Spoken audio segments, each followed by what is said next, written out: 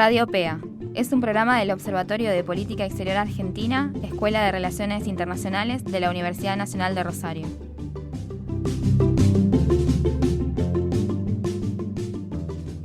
Vamos a conversar con María del Pilar Bueno, doctora en Relaciones Internacionales, investigadora de CONICET, profesora de esta casa de estudios y coordinadora del Observatorio de Política Exterior Argentina. Pilar se especializa en la relación entre las agendas ambientales y la política exterior argentina. En ese sentido, queríamos saber ¿en qué medida te parece que los temas ambientales tienen mayor o menor relevancia en la agenda de política exterior actual y si quisieras hacer alguna relación con gestiones previas? Bueno, ahora desde este otro lado, el lado del entrevistado, vamos a decir, que podemos compartir con nuestra audiencia también, desde la relación entre los temas ambientales y la política exterior argentina. Esta es una relación que no ha sido especialmente profunda. Digamos, aquellos que trabajamos distintos temas de la agenda ambiental, porque por ahí uno a veces lee, bueno, hay o no hay agenda ambiental en la Argentina, etcétera. En realidad digamos, es un decir, porque como mencionábamos en el bloque anterior y las chicas con el informe, hoy la agenda ambiental es tan difusa, digamos, hablamos de cambio climático, de bosques, de ozono, de químicos, de residuos, de distintos contaminantes, es realmente muy vasta, entonces habría que analizar caso por caso. Pero bueno, una apreciación general quizás es mencionar que la Alianza Cambiemos incluye al Partido Verde, que es una novedad en la Argentina, entonces es necesario plantear que, bueno, por primera vez existe esta asociación, que también el presidente Macri en un contexto de campaña hizo uso de el discurso ambiental y particularmente el climático, para referirse a algunas de sus propuestas de campaña. Justamente vamos a referirnos a este subtópico de la agenda y en ese sentido la gestión Macri se comprometió muy tempranamente a hacer una revisión de los documentos presentados a la Convención Marco de Naciones Unidas sobre Cambio Climático en 2015, cosa que hizo en 2016. Se creó un Gabinete Nacional de Cambio Climático multinivel y multisectorial. Hay un avance en términos de políticas de adaptación, la generación este año del Plan Nacional de Adaptación, y también de la mejora del proceso de inventarios, de las mediciones relativas a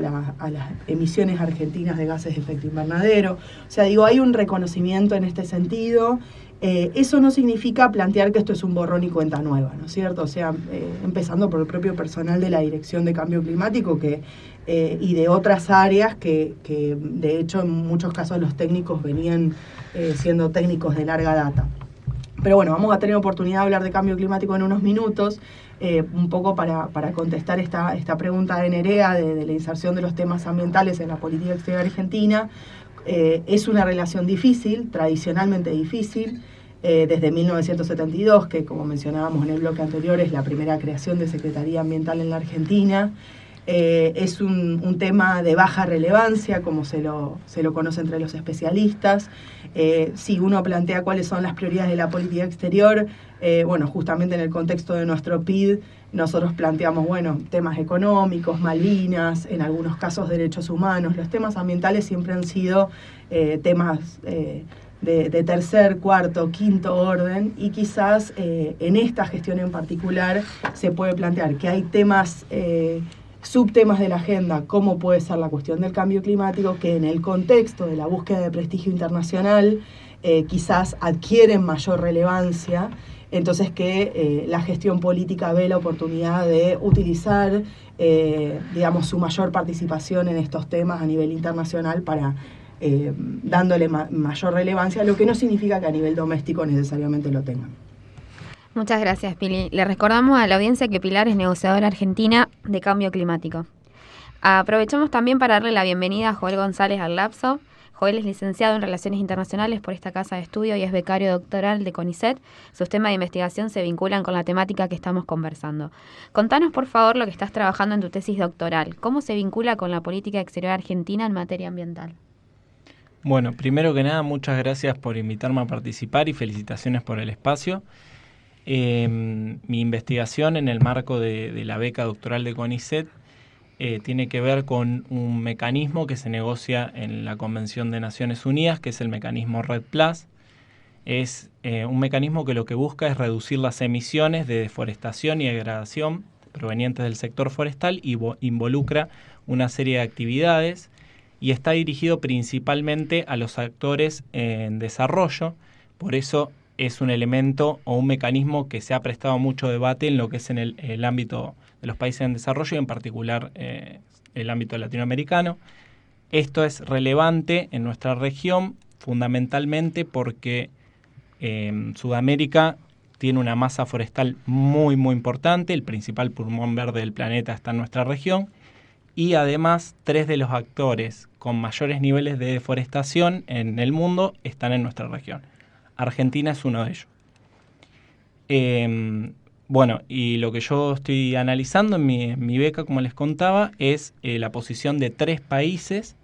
comparativamente, Argentina, Brasil y Bolivia, en relación a este mecanismo. Y es interesante en este punto porque los 3 actores han desarrollado estrategias de vinculación completamente distintas. Brasil ha abrazado, digamos, al mecanismo y a la propuesta que se hacía desde la convención en este sentido. Bolivia ha optado por una postura de resistencia y Argentina ha tenido una posición oscilante y si bien en los últimos años pareciera que se está encaminando al desarrollo de acciones en materia de red, que sería este mecanismo que les estoy contando,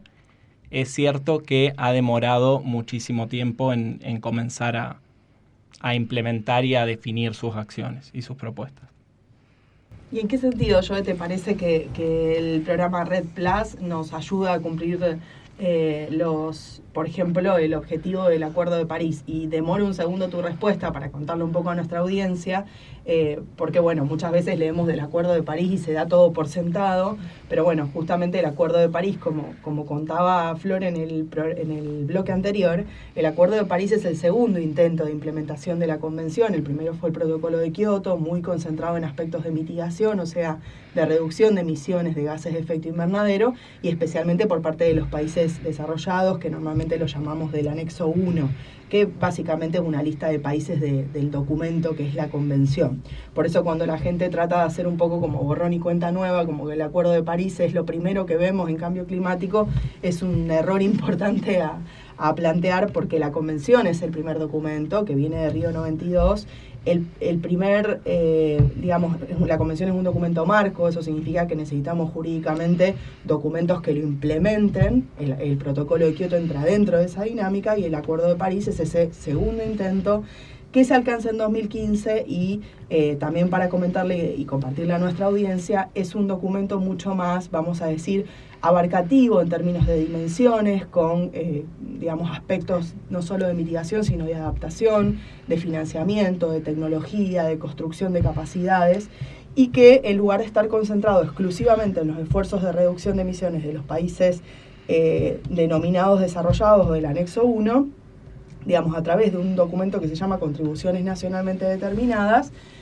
universaliza esos compromisos, esas acciones a todos los estados. Esto no significa que ese principio que mencionaron las chicas en el bloque anterior, que es el principio de responsabilidades comunes pero diferenciadas, no aparezca más, sino que está reinterpretado a la luz de estos aspectos. Eso significa que los países en desarrollo realizamos nuestros propios esfuerzos de mitigación, de adaptación, pero también requerimos financiamiento, tecnología y justamente construcción de capacidades para poder mejorar esa performance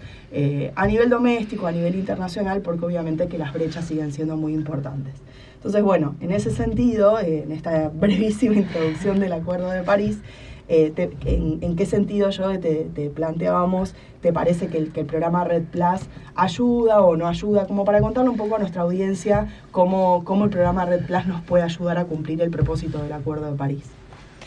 Bueno, en este sentido, digamos, el principal aporte sería en cuanto a la reducción de emisiones, que el sector de cambio en el uso de los suelos y particularmente lo que involucra deforestación y degradación forestal supone una de las principales fuentes de emisiones en Argentina, por lo que el potencial que nosotros tenemos de reducción en ese sector es muy considerable. En ese sentido, en los últimos años se lanzó el Plan de Acción de Bosques y Cambio Climático, que busca de alguna forma plasmar lo que es la estrategia REDD y sería, digamos, como una herramienta fundamental para cumplir con las propuestas de mitigación que Argentina se ha trazado en su contribución. Y adicionalmente, bueno, saliendo un poco de lo que tiene que ver específicamente con el cambio climático,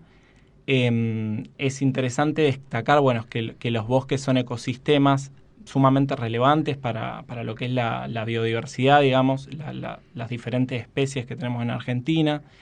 y adicionalmente las cuestiones de las comunidades nativas y todas las lógicas asociadas a los bosques, porque en este sentido REDD ha sido cuestionado, si se quiere, porque tiene una lógica, digamos, más ligada al mercado, donde lo que busca es brindar compensaciones económicas a los países que logren reducciones, y se ha sido cuestionado por dejar un poco de lado, si se quiere, a todas las comunidades locales y cosmovisiones, culturas, que están ligadas a los bosques y cuya vida y cuyo ecosistema no se puede ligar a un pago, digamos. En ese sentido es muy interesante, yo creo que ahí es donde hay que trabajar y me parece que, abrir a la participación de los distintos actores y fundamentalmente los actores ligados al territorio es fundamental. Esto que decía Joel me parece muy importante, digo, para también no solamente concentrarnos en lo climático per se, sino incluso en la relación entre la agenda tradicional de bosques, que también es una agenda de Río 92, y ahí es donde, uno de los 3 casos que vos contabas que estudiabas era el de Brasil, junto con Argentina y Bolivia. Esto que acabas de plantear en términos, vamos a decir, de posición ideológica, tiene mucho que ver con la posición boliviana, pero bueno, es llamativo, y esto un poco también para compartirlo a nuestra audiencia en términos de posiciones internacionales de países y teniendo en cuenta la reciente o la visita del presidente Bolsonaro a la Argentina, digamos, y realizando un poco una vinculación de cuestiones, como Brasil en la agenda tradicional de bosques per se, digamos, en Naciones Unidas, donde no se alcanzó una convención, donde sabemos que Brasil ha sido el principal bloqueador a nivel internacional para que se logre un instrumento internacional histórico, digamos, respecto a bosques, o sea que solo tenemos una declaración de principios y no tenemos una convención, pero Brasil, digamos, en el contexto de la Convención de Cambio Climático, tuvo una posición más oscilante. Si querés compartir un poco con nuestra audiencia, al menos algún comentario respecto a este cambio de posición, ¿por qué te parece que fue así? Sí, bueno, Brasil ha tenido, como bien dice Pilar, una posición oscilante en este sentido. Tradicionalmente era un país que se aferraba a una lógica proteccionista, pero no proteccionista en el sentido ambiental, sino tomar a los bosques como un recurso productivo, digamos, que le iba a permitir motorizar su economía. Esto de alguna forma empieza a cambiar con la llegada de Lula, que se empieza a ligar un poco a lo que es el mecanismo REDD, y Brasil se podría decir que es el ejemplo o el pionero en este mecanismo. Logró instalar lo que es el Fondo Amazónico, que le permitió captar muchísimos fondos para destinar a lo que es la conservación y uso sustentable de lo que serían los bosques. Y bueno, ya en las últimas administraciones se viene observando que Brasil vuelve, digamos, de alguna forma a cambiar su lógica y abandonar un poco lo que sería la protección de los bosques como recurso ambiental, digamos. Claro, y llama la atención porque obviamente Brasil es el único país que está haciendo uso de este mecanismo de pago por resultados, que de hecho es el que luchó especialmente en la convención como para poder lograr digamos, que este mecanismo se estableciera, porque uno podría, en otros mecanismos normalmente se adquiere el financiamiento previamente para poder establecer acciones. Cuando hablamos de un sistema de pago por resultados, planteamos de un pago post factum, ¿no? Entonces eso significa que todos los estados del mundo que participamos en REDD, que como dijo Joe, somos todos países en desarrollo, ninguno excepto Brasil ha pasado a cobrar, digamos, ese pago por resultados, sino que Brasil, como resultado de su política de 1970, que no tenía originariamente que ver con el cambio climático, luego sí tuvo que ver, digamos, ya se encuentra en esa posición, y eso fue un punto, vamos a decir, de quiebre en su posición de REDD en la convención. Joel, gracias por venir. Muchas gracias a ustedes por invitarme.